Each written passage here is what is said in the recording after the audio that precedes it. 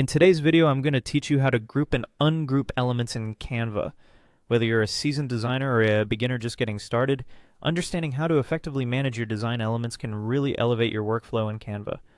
Let's dive right in and get started with these essential skills. First, we'll begin by logging into your Canva account.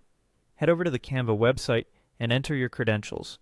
Once you're logged in, you'll be greeted by the Canva dashboard, a vibrant space filled with your design projects and templates. If you haven't created an account yet, you'll need to sign up first, which is a pretty straightforward process with options for using an email address, a Google account, or even social media handles. Once you're logged in, you'll want to open an existing design or start with a new blank canvas. On the dashboard, you can see all your previous projects. To create a new design, simply click on the Create a Design button and choose a template that suits your needs, be it for social media, print, or other uses.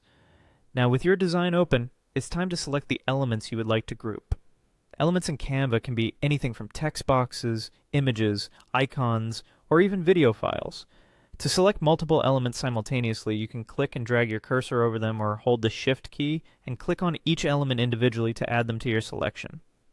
Once your elements are selected, you'll notice a floating toolbar appear above or near your selected items. This toolbar offers various options depending on your selection. One of these options is the Group button. Clicking Group will compile all your selected elements into a single grouped entity. Grouping elements is incredibly useful for moving, resizing, or editing multiple pieces simultaneously. They act as one unified object, which prevents them from getting misaligned when making changes to your design. Now, in case you need to ungroup the elements for further individual editing or repositioning, it's just as simple. Start by clicking on the grouped elements. Just like before, a floating toolbar will appear along the top. Instead of Group, you'll now see an Ungroup button. Click this, and your elements will revert to their individual states. This functionality is handy when you need to tweak specific components of your design without affecting others. That's all there is to it.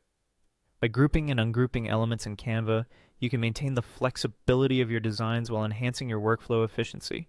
These features are perfect for managing complex designs and ensuring every element is perfectly aligned and positioned. I hope this tutorial has been helpful, and you feel empowered to bring your design visions to life with a bit more ease. If you enjoyed this video, don't forget to give it a like, share it with your friends, and subscribe for more tips on getting the most out of Canva.